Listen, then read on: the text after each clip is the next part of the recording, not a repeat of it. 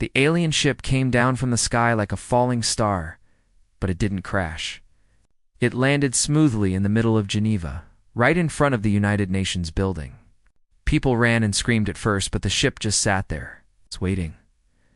Minho Park stood with his fellow soldiers, rifles ready but not raised.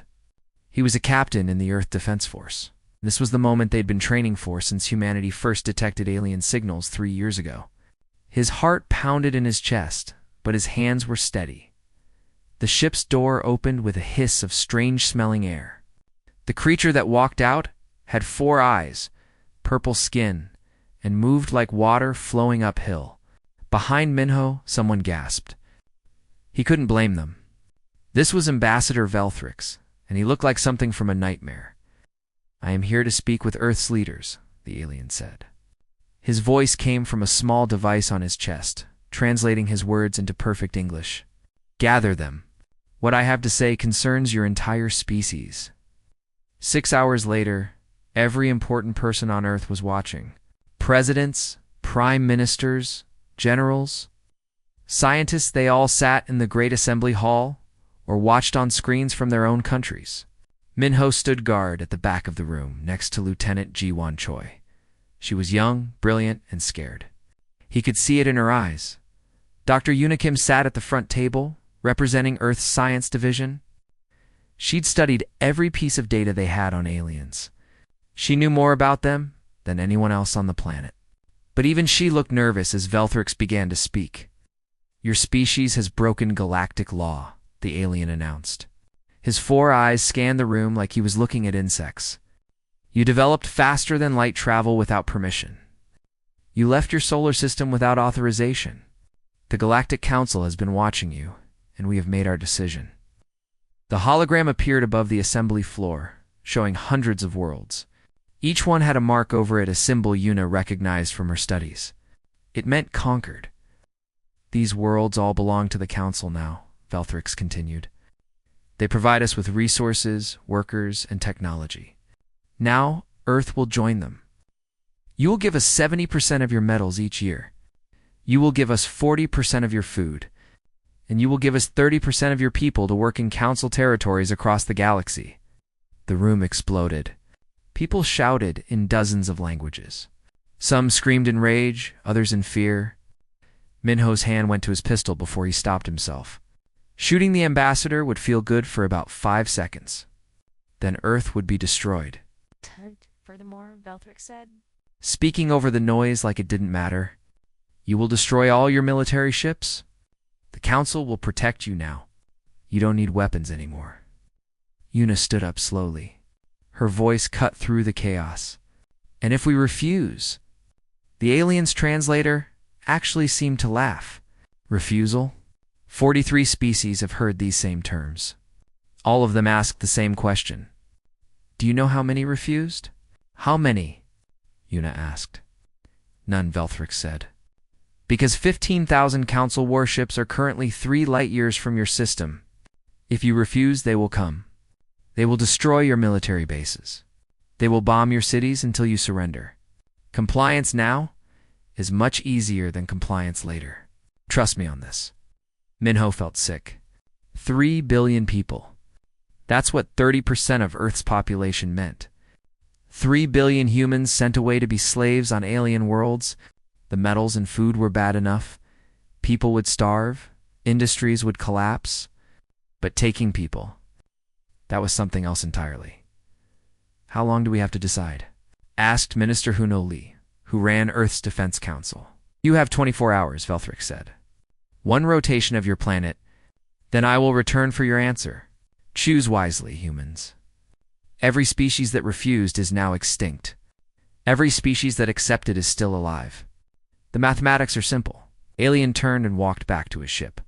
Within minutes, it lifted off and disappeared into orbit. Leaving Earth's leaders sitting in stunned silence, Yuna found Minho in the hallway outside. "Captain, I need to talk to someone who will give me a straight answer. Can we win a fight against them?" Minho looked at the floor, then back at her. "No, I've seen the analysis. Their ships are faster, stronger, and there are a lot more of them. If it comes to a fight, We'd last maybe an hour before our entire fleet was destroyed. So we're beaten before we start. In a straight fight, yes, Minho met her eyes. But when has humanity ever fought fair? Deep underground, in a bunker beneath Geneva, Earth's leaders gathered again. This time, there were no cameras, no press, no public watching. Just the people who would decide humanity's fate. Admiral Soman Kong showed them the numbers. We have 200 ships. They have 15,000. Our weapons are shorter range and less powerful. In every measurable way, they outclass us. So we surrender, someone said. We can't surrender, Yuna said sharply. She pulled up her research on the main screen. I've studied what happens to species that accept council tribute. Within 50 years, their economies collapse, they become completely dependent on the council. Within 100 years, their cultures are erased. Within 200 years, they're not even the same species anymore. The council breeds them like cattle, creating worker subspecies for different jobs. Surrender isn't survival. It's slow extinction. The room went quiet. Finally, Minister Hyunwoo spoke. Then what do? We can't fight them, and we can't surrender. What's left? We make them bleed, Minho said. Everyone turned to look at him. Ma'am, sir, Dr. Kim is right. We can't win a straight fight, but we can make victory expensive. Every human ship could be turned into a bomb. We could mine every approach to Earth. We could fight them in ways they've never seen before, because we're too young and stupid to know better. Yuna was nodding. There's something else. I found records of 3 species that refused tribute. They all died. Yes. But one of them, the Kelresh Collective, destroyed over 400 council ships before the end. The council actually changed their policies after that because it cost too much. You're talking about suicide, someone protested. They're asking us to die anyway. Guan said quietly from her position near the door. Just slowly, over generations, until there's nothing left of humanity but the name. At least this way we die human. The debate went on for hours. Some wanted to run-load colony ships and scatter into deep space. Others wanted to surrender and hope for rebellion later. But slowly, one by one, they came around to the same conclusion. Earth would not kneel. As dawn broke over Geneva, they took the vote. It was unanimous. Yuna drafted the response herself. When Velthrix's ship returned to hear Earth's answer, she transmitted a single word in every language the council knew. No. No explanation. No bargaining. No compromise. Just one word that meant humanity would rather die free than live in chains. In orbit, aboard his ship, Velthrix stared at the message for a long moment. Then he sent a signal to the council fleet waiting 3 light years away. One word. One simple word had just started a war. The council fleet appeared at the edge of the solar system exactly 6 hours after Earth sent its answer.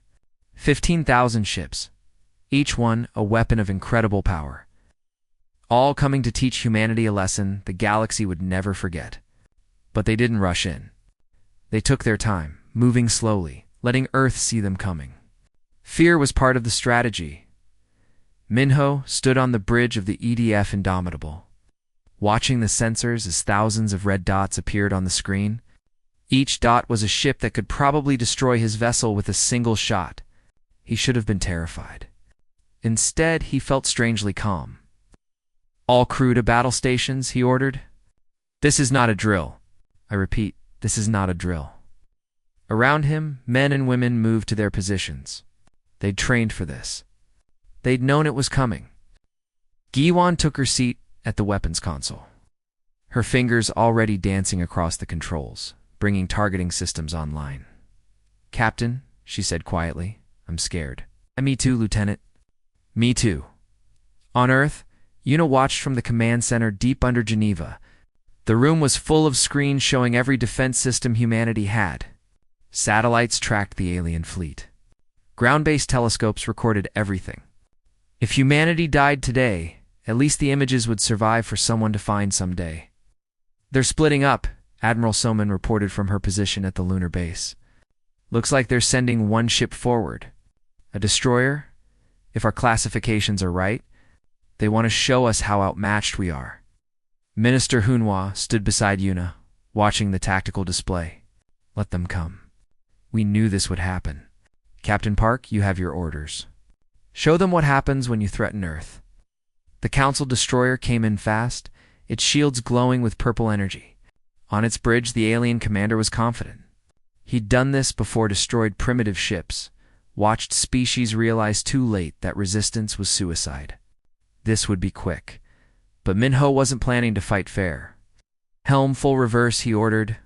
Make it look like we're running. Tactical. Prepare the minefield pattern Delta 7. Engineering, I need all power to rear shields. The Indomitable turned and ran. To the Council destroyer, it looked like cowardice. The alien ship accelerated, chasing its prey, eager to score the first kill of the war. They're charging weapons, Jiwan reported. 10 seconds to firing range. Let them get closer, Minho said. He watched the numbers count down on his screen. The destroyer was entering the trap. Just a little more. A little closer, shields at 40%. Someone shouted as the first alien weapons hit. The ship shook, but held together. Deploy mines. Now. 300 nuclear mines scattered into space behind the Indomitable, each one small enough to avoid detection, spread across the destroyer's path like invisible death. The Council ship, confident in its shields, didn't even slow down. Detonation on my mark, Minho said. His hand hovered over the trigger. 3, 2, 1. Mark. Space turned white. 300 fusion bombs, each as powerful as 50 megatons, all exploded at once. The Council destroyer's shields held for maybe half a second before the sheer force overwhelmed them. The ship's hull crumpled like paper. Atmosphere vented into space. Reactors went critical. When the light faded, there was nothing left but debris. Target destroyed, Guan said, her voice full of shock and wonder. Complete kill. On Earth, the command center erupted in cheers. People hugged each other, crying and laughing at the same time. They'd actually done it. Kill the Council ship.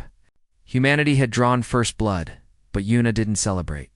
She was watching the rest of the fleet, waiting to see how they'd react. And she didn't have to wait long. 500 ships broke. Off from the main fleet and accelerated toward Earth. Not destroyers this time. Cruisers, battleships. They weren't going to make the same mistake. Twice.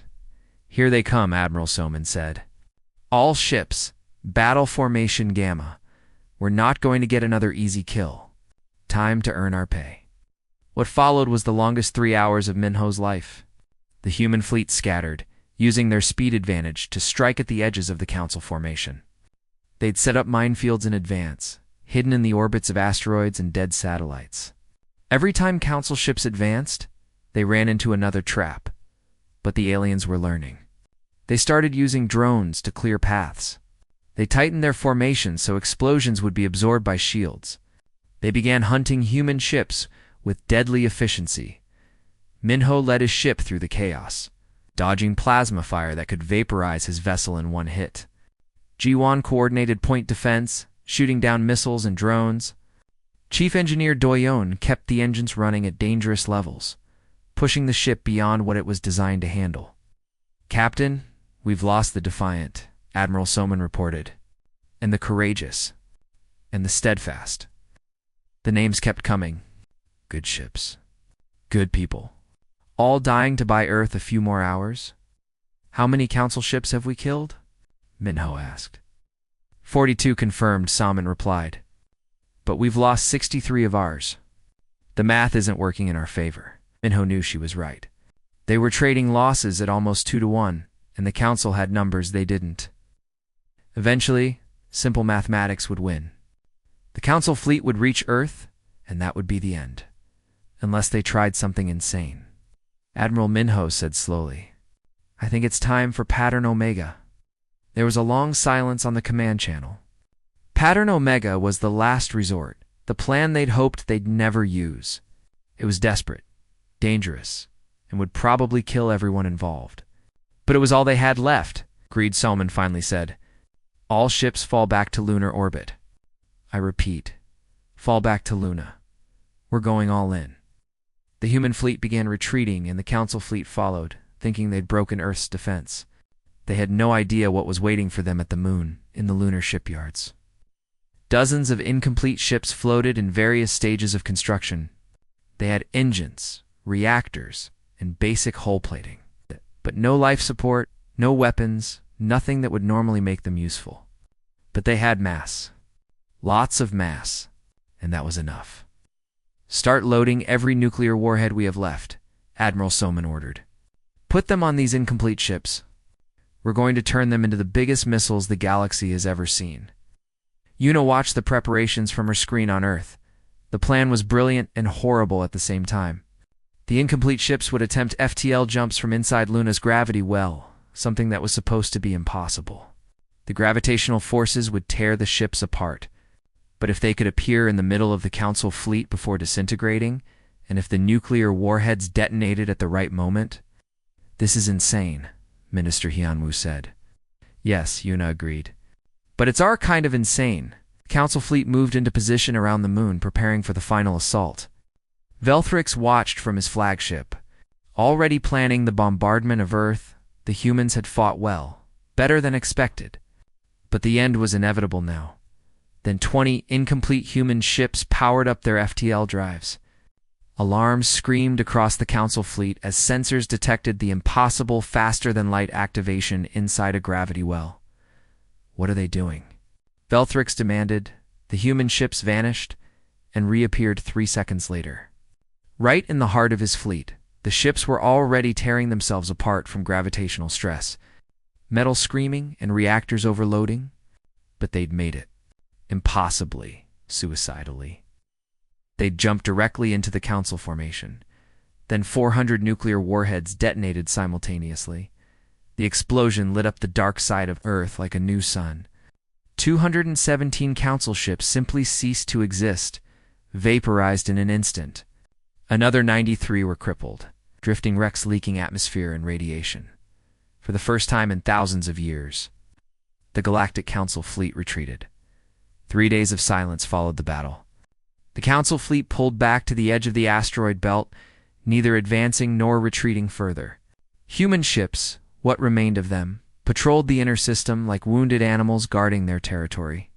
Everyone waited to see who would make the next move. Una sat in her small office beneath Geneva, surrounded by screens and data pads. She hadn't slept in 2 days. Every time she closed her eyes, she saw the explosion, saw the human ships tearing themselves apart, saw the nuclear fire-consuming Council vessels. They'd won the battle, but at a terrible cost. Dr. Kim, you should rest, Giwon said from the doorway. The young lieutenant had been assigned as Yuna's military liaison, and unofficially her bodyguard. Can't rest, Una muttered, scrolling through more data. I'm missing something. The Council should have counterattacked by now. They have the numbers. They could crush us if they wanted to. So why are they waiting? Maybe we scared them? Maybe. Una pulled up the casualty reports from the battle. Over 300 Council ships destroyed or disabled.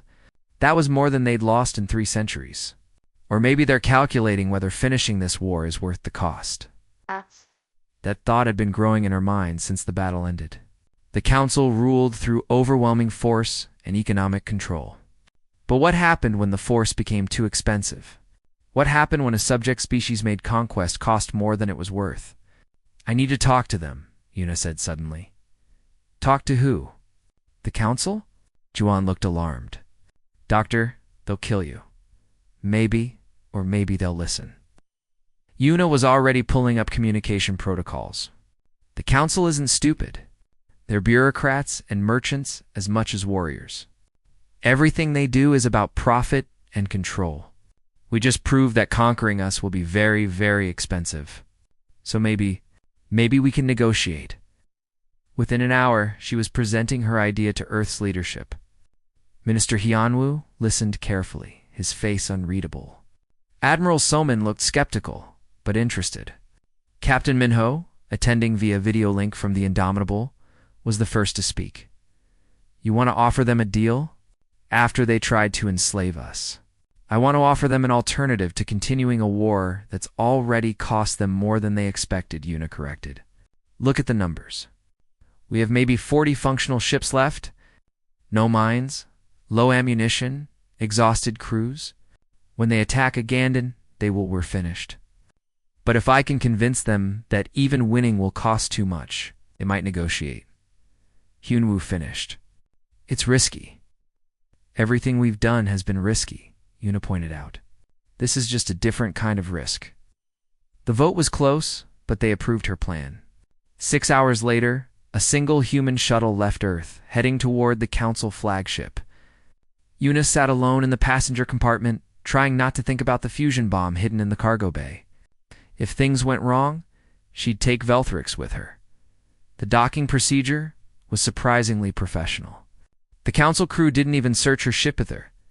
They were confident they could handle any threat. Or they genuinely wanted to talk. Maybe both. Velthrix met her at the airlock. His 4 eyes studied her with what might have been curiosity.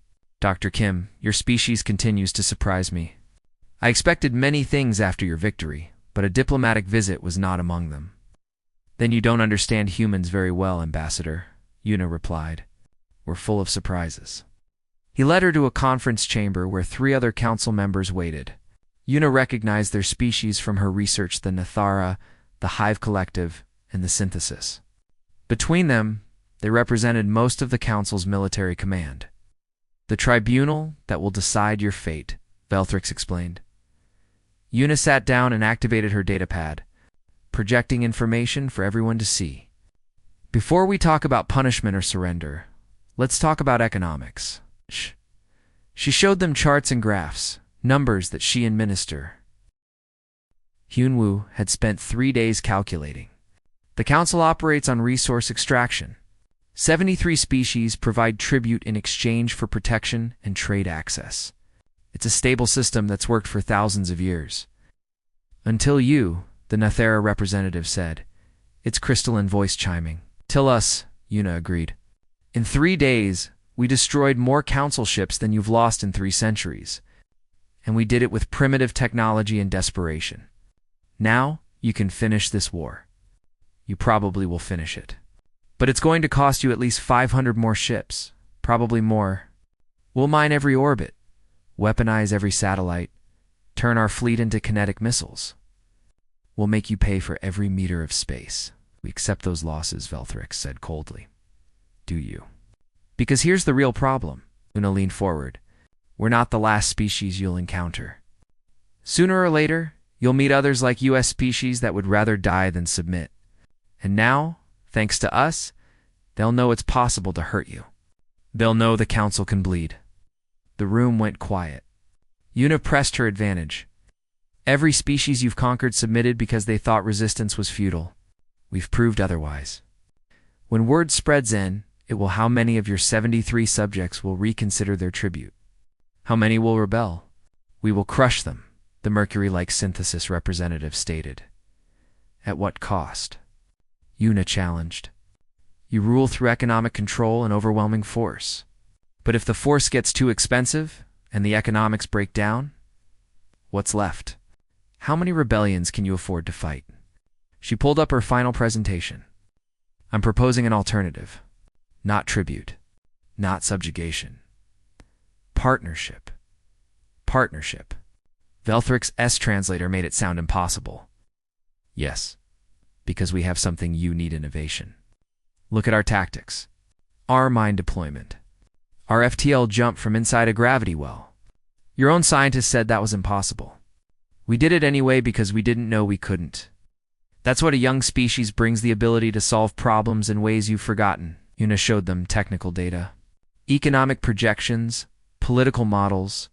Create a new category: associate members who contribute through innovation instead of tribute. Earth offers advanced weapons systems, FTL research, tactical training, and mining rights to our asteroid belt at market rates. In exchange, we keep our sovereignty, gain trade access, and participate as equals. This is unprecedented, Velthrix protested. So is losing 200 ships to a species you thought was primitive, Yuna countered. The galaxy is changing. The question is whether you change with it. The tribunal members looked at each other. Una couldn't read their alien expressions, but she could sense the calculation happening. They were running numbers, considering possibilities, weighing costs against benefits. Finally, after what felt like hours, the Nethera spoke. "We will consider your proposal. Return to your shuttle. We will contact you within one planetary rotation with our decision." Back on Earth, Minho monitored Yuna's vital signs through the encrypted link. "She's alive. They're actually considering it." "Of course they are," Admiral Soman said. "We made it expensive enough that negotiation looks attractive. The question is whether their pride will let them accept." 20 hours later, Velthrix contacted the shuttle. "Dr. Kim, the tribunal has reached a decision." Una held her breath. The council will accept your proposal with modifications.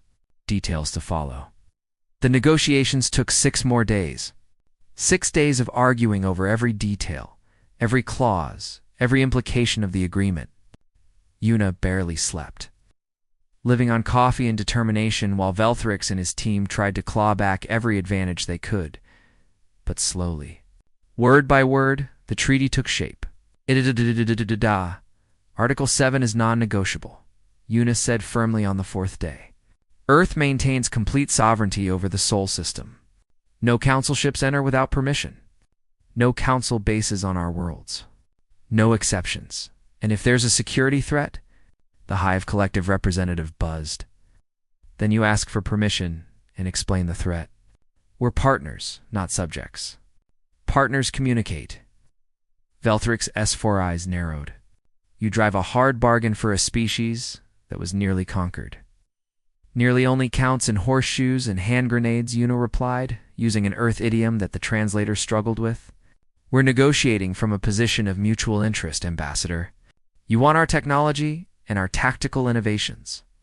We want independence and trade access. Both sides get something valuable. On Earth, Minister Hunwoo watched the negotiations through the live feed. She's good. Really good. She's got them actually considering humanity as equals. She's got leverage, Admiral Soman corrected. We hurt them badly enough that they're willing to try something new rather than lose another 200 ships. But this is fragile. One wrong move, and it all falls apart. Captain Minho was less optimistic. Even if they sign this treaty, how long before they find an excuse to break it? The Council has ruled the galaxy for thousands of years.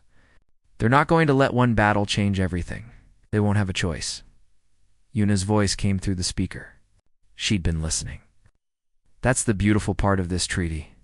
Article 12 states that any council member species can petition for associate status and have their tribute arrangement reviewed. We're not just saving ourselves. We're creating a framework for the entire tribute system to transform. You're trying to change the galaxy, Giwan said, her voice full of wonder. I'm trying to save humanity, Una corrected. If changing the galaxy is required, then that's what we'll do. By day 6, the treaty was complete. Una read through it one final time, looking for traps or loopholes. It wasn't perfect.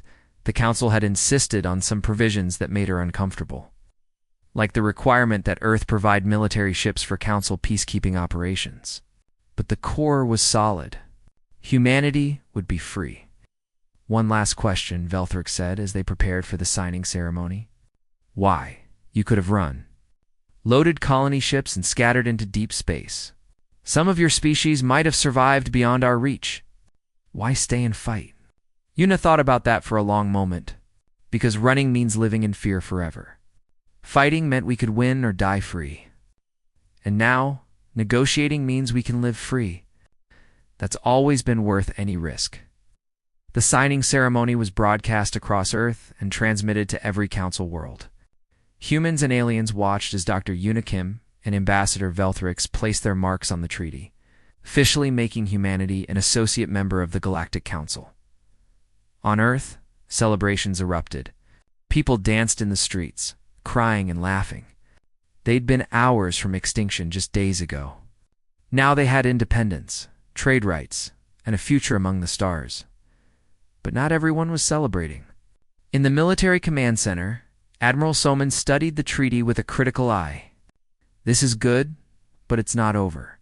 We're entangled with the Council now, economically, politically, militarily.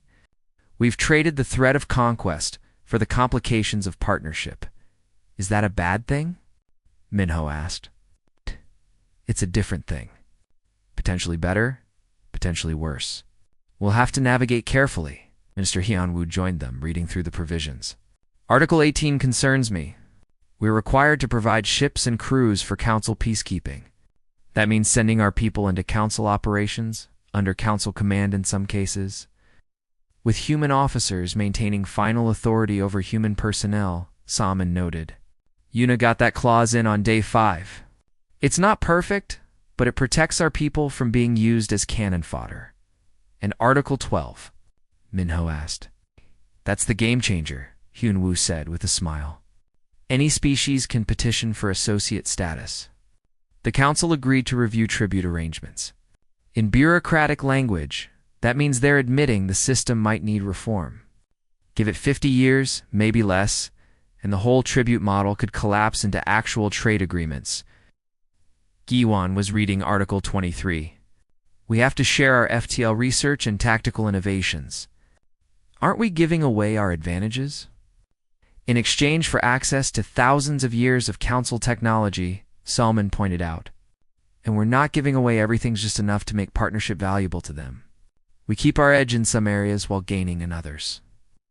Yuna returned to Earth 3 days later, exhausted but triumphant. When her shuttle landed in Geneva, thousands of people were waiting. They cheered as she emerged, chanting her name. She'd left as a scientist and returned as the woman who saved the world. But in the quiet of the command center later, she allowed herself to show the strain. It's not over, she told the assembled leadership. This treaty is a beginning, not an ending. We've bought ourselves independence, but we're playing in a much bigger game now. What do you mean? Minister Hyunwoo asked. The Council has ruled for millennia through a specific model overwhelming force and economic extraction. We've just proved that model has limits. Other species will notice. Some will follow our example. The Council will either adapt or face rebellion after rebellion. Either way, the galaxy is going to change. And Earth's role in that change? Admiral Soman asked. We're the catalyst. The first species to say no and survive. The first to negotiate instead of submit. Other species will look to us, ask us for help, want to copy our success. The Council knows this. That's why they agreed to the treaty better to have us inside.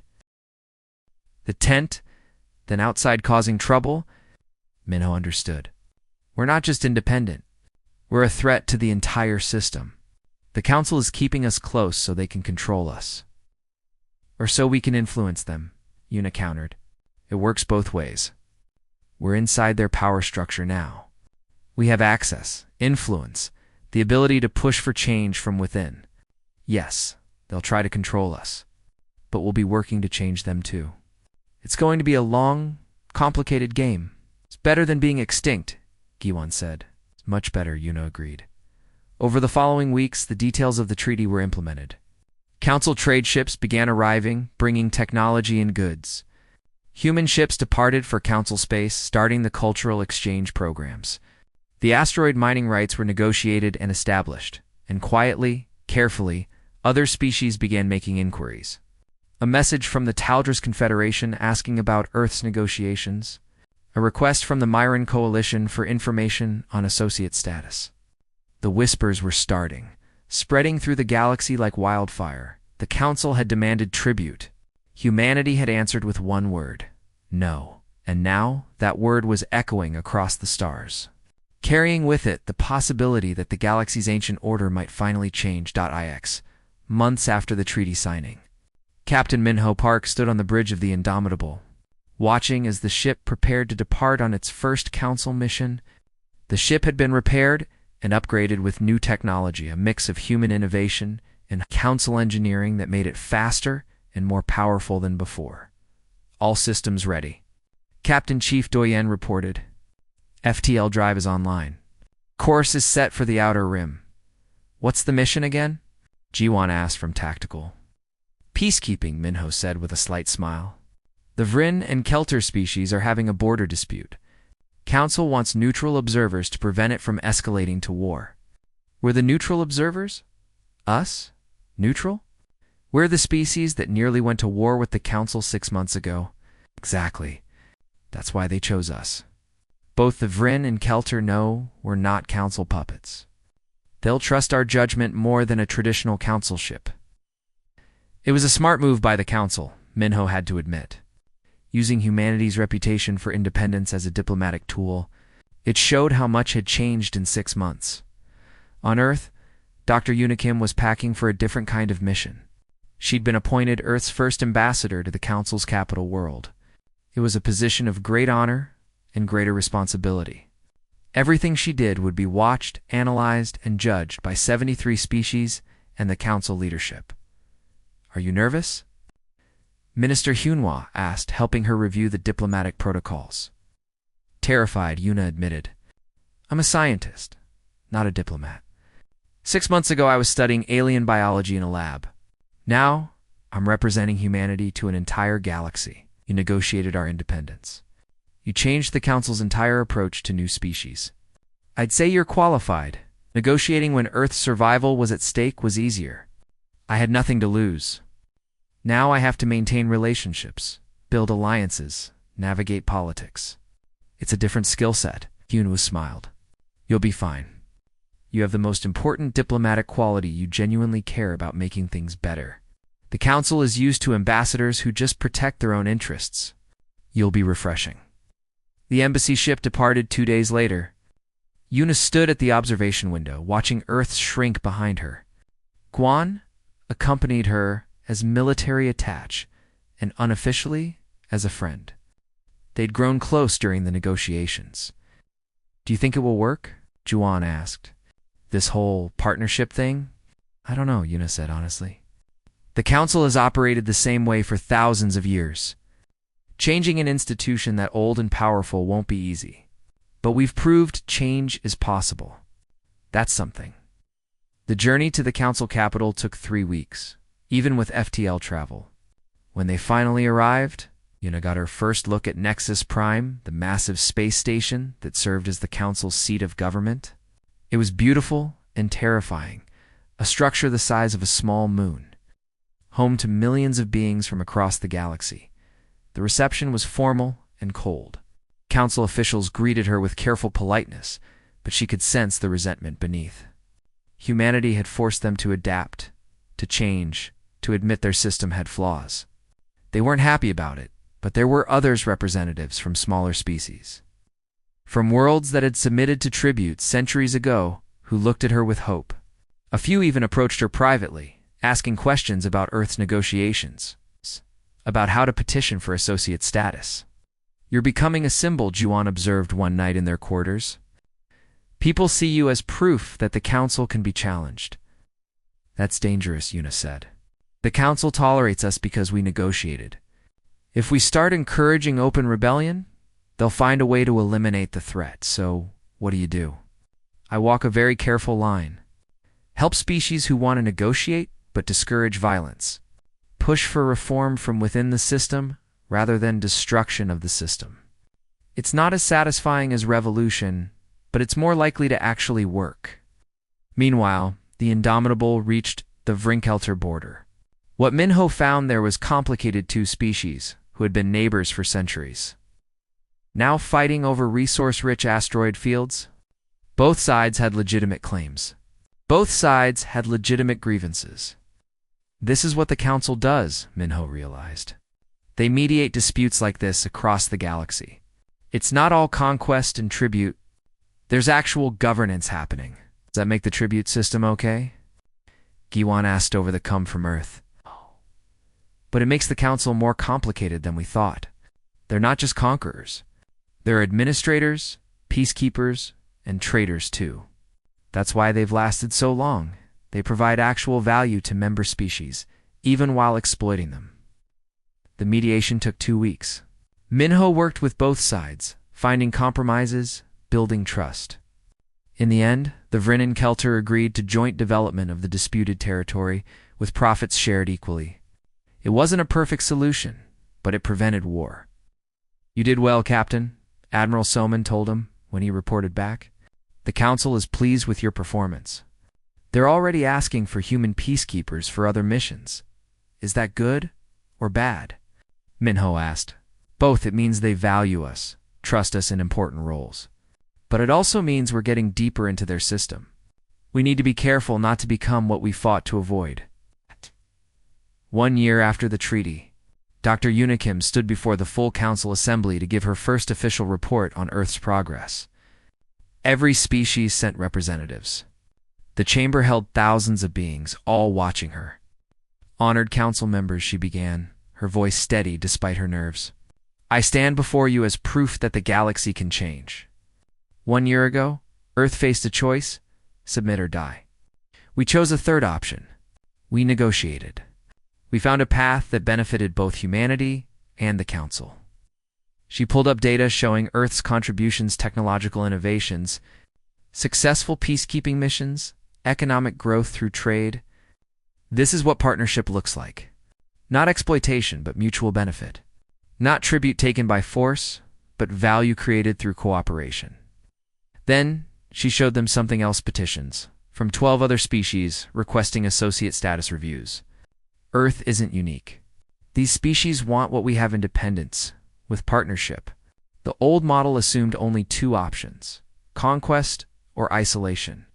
We've proved there's a third way. The chamber erupted in debate. Some council members were furious, seeing this as an attack on tradition. Others were intrigued, recognizing the economic arguments. The smaller species representatives were excited, seeing hope for change. Velthrix approached her after the session. "You're trying to dismantle the tribute system." "I'm trying to evolve it," Una corrected. "The tribute model worked when the Council was expanding, conquering new territory. But the galaxy is fully mapped now. There are no new worlds to discover. The only growth left is internal, making the existing system more efficient, more fair, more sustainable." If you think partnership is more sustainable than tribute, I think partnership is less likely to result in rebellions that cost you hundreds of ships. Yes. Velthrix's S4 eyes studied her. "You're either very wise or very naive. Time will tell which." 2 years after the treaty, 3 species had successfully transitioned to associate status. The Council had agreed to review tribute rates for 15 more. The changes were slow, incremental, but they were happening. Captain Minho had become one of the Council's most requested peacekeepers. His reputation for fairness and innovation spreading across the galaxy. Lieutenant Jiwan had been promoted to commander and given her own ship. Chief Doyon was training Council engineers in human propulsion systems, and Dr. Yuna Kim stood in her office on Nexus Prime, looking at the stars, thinking about how far humanity had come. They'd faced extinction and survived. They'd negotiated with conquerors and won. They'd changed a system that had stood for thousands of years. But the work wasn't done. It would never be done. The galaxy was too big, too complicated, too full of species with different needs and different dreams. Ambassador and aide interrupted her thoughts. "The Taldris Confederation is here for their scheduled meeting. They want to.